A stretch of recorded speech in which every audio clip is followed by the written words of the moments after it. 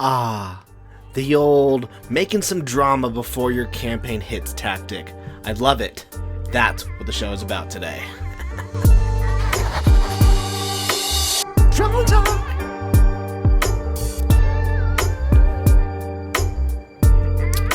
What's up, everyone? Welcome to another episode of Drawing Talk. It's your boy, Tyler. Guys, super excited for Chef's Culinary Heroes Earth Force coming soon, 2021. I am like 8 pages into the artwork. Like, I have 4 more pages to ink for the free Culinary Heroes Earth Force sampler comic that's going to be dropping in November, and then after that we're working on volume 1, so this is super exciting. Now it's so like funny to see this. Like, comic book YouTube is hilarious, especially when it comes to creators. There's always tactics to be done to get your book going. And it looks like a comic book creator is doing it again. So that's what we're going to be talking about today. So if you haven't heard of Shane Davis was an artist for DC Comics. I think one of his most notable things that he's done is Superman Earth 1. Which, by the way, super gorgeous book, really well done. He's an incredible artist. Where am I? Boom. Incredible artist. And now I think his last stuff that he did for DC was Metal Man. And now he's, sunk his teeth into Comicsgate. And, he's got a book that he's promoting, called Starlight Cats. And here's the thing. I watch his stream. I watch Shane Davis' stream all the time, because I'm really interested. I don't care that it's a Comicsgate stream. Sometimes he has really good topics. Like the other day, he broke down the artwork for Earth 1 Superman and just all the decisions and behind the scenes that happened, and it was super cool to hear him talk about it. And a lot of crap happened on that book to him, and that's why I think he didn't do volume 3. He only did volumes 1 and 2. But now that his campaign is about to drop, I'm not interested in it because I don't really care about cats in my comic books. But if you do, go check it out. But it looks like they're trying to play the whole create some drama to get me some back in play. And I don't know.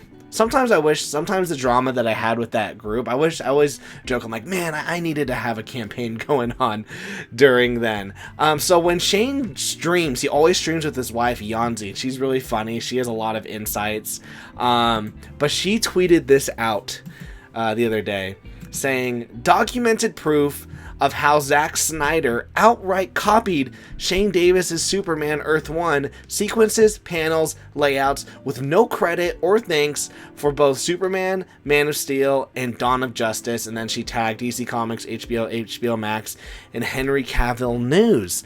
But then, at the bottom, but be sure to check out Starlight Cats, launching October 4th, before Zack Snyder yanks it. Oh my stars, that's so petty, and it's interesting to read the comments, because a lot of people are like, it's always half and half. Half of the people are saying, yes, like, forget what they did to you, and then the other people are like, this is such a stretch. I mean, let's be real, okay? Shane doesn't own Superman. It was work for hire, okay? And DC can do whatever the FERK that they want with Superman. He doesn't own that property. And also, comic book movies, they typically adapt comic books. I think that's how it goes. I mean, in Batman vs. Superman, there were tons of homages to Frank Miller's Dark Knight Returns. And that's just how it is. They're homages. You watch the MCU and you see these iconic moments and you go, yeah, that Civil War moment is from Mark Millar's Civil War. That's how it goes. It's work for hire. So saying, Zack Snyder, he stole my husband's Earth 1 sequences. Well, yeah, no shit. Because your husband doesn't own those sequences. It's work for hire. And after that, DC can do whatever the crap they want. But anyways, so let's get into this PDF. Now, there are some things where I'm like, where I was going through it and I was like, this is a stretch. this is a stretch. And there were other things like, yeah, like they copied the shot. Like, so what? So what? Like, guys, we're here to have a silly goose time. Come on, we don't need the drama. We don't need the drama. So let's get into this PDF, okay? All right. Let me let's move this over a little. So the first shot, you know, this is the villain from Earth 1. And in Batman, in Man of Steel, you know, static for the villain's transmission to the world, is hand drawn by Shane. So, hand drawn. So there's that. Let's get into this. Okay, and this is where for me it gets a little like come on, like this is a stretch. Like, you know, the villain is talking to the army commander, like that, and then Ma Kent and military watch. And that's what's happening in these panels on the left-hand side. And then Zack Snyder did the same thing. Well, that's such like a typical like thing that you do. The villain would call the general, make his demands. And you know, if it's on the news, the parents are gonna watch. Like, and it's you know, it's not a swipe at all. All right. Superman trapped in the gravity beam. I don't know how I feel about this one. I mean, yeah, Zack Snyder probably read this comic. He most definitely read this comic and was like, that's really cool. I'm going to put that in. Okay, so this is where, this was the Sonic Boom.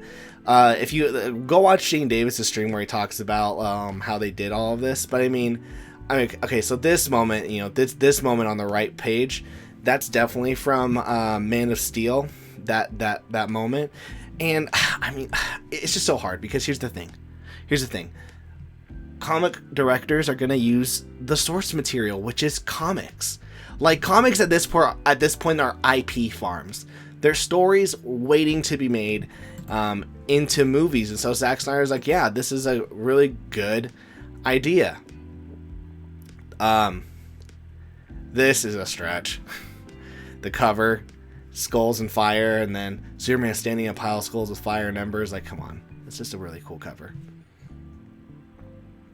The battle for Metropolis. I mean, come on, like, look how stagnant these stills are on the right, and look how awesome the art is on the left. Like, you don't have to say, oh, DC Comics and Zack Snyder, they swiped my husband's stuff. No, just be like, yo, my husband did this. Let's get some positivity. You don't need to make drama. You don't have to blame DC Comics and say, look what they did. Zack Snyder, look what you did. No, let's go, hey, look at what Shane did. Look how awesome this is. He freaking rocked these freaking panels. You know, Mothership over Metropolis. Yeah, I mean, some of these are such stretches. Like this one right here in particular, you know, military plane comes down, plane shatters, like, these stills on the right don't have as much life as the artwork on the left. So that's something to be proud of. Like it'd be one thing if he totally took this, like, panel for panel. Like, right here, this moment, like, look at this. Look how awesome this shot is compared to this. Look how stagnant this shot is on the right. Like, this is the stuff that you like. Why create drama? Why say they stole it? They didn't steal anything from you, because they don't have to. You didn't own it. You don't own Superman. It's work for hire. So you can't be like, demand credit. The credit's there. He did Earth 1. He didn't do Man of Steel. Shane wasn't part of Man of Steel. You know, this part with the lasers going and Superman, them fighting out right there. There's one cool shot that they had right here. This is such a cool shot when when their fists touch. And the glass breaks from the building. That's so awesome. And they didn't convey that in the Man of Steel movie.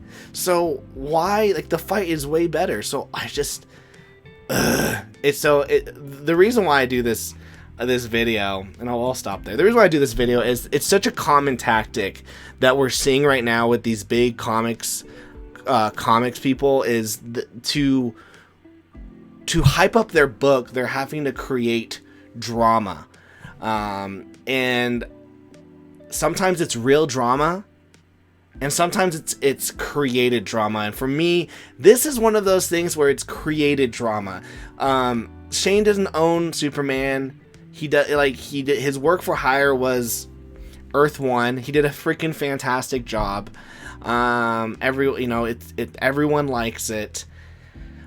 He doesn't need to be credited in Man of Steel. Now, should DC and them credit him? Absolutely. Like that'd be a really cool thing to do, but they don't have to because he's not on that project. Did Zack Snyder probably take a lot of moments from that comic?